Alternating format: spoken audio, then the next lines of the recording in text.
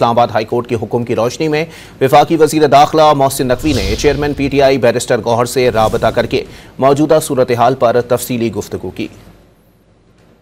پی T آئی کے اتوار کو ہونے والے احتجاج سے قبل اہم پیش رفت ہوئی۔ وزیر داخلہ محسن نقوی نے chairman P T I barrister Gohar کو اسلام آباد ہائی کورٹ کے آرڈر کے بعد کی صورتحال سے آگاہ کیا۔ محسن نقوی نے کہا کہ اسلام آباد ہائی کورٹ کے حکم کے پابند ہیں، کسی جلوس، دھرنے یا ریلی کی اجازت نہیں دے سکتے۔ وفاقی وزیر داخلہ محسن نقوی نے بیرسٹر گوہر کو بیلاروس کے صدر کی قیادت میں اعلیٰ سطح کے 80 رکنی وفد کی 24 نومبر سے 27 نومبر تک کی مصروفیات کی تفصیلات سے آگاہ کیا۔ بیرسٹر گوہر نے جواب دیا کہ پارٹی قیادت سے مشاورت کے بعد حتمی رائے سے آگاہ کریں گے۔ دوسری جانب پی ٹی آئی کے سینئر رہنما رؤوف حسن نے واضح کیا کہ مذاکرات ان لوگوں سے ہو رہے ہیں جو میٹر کرتے ہیں۔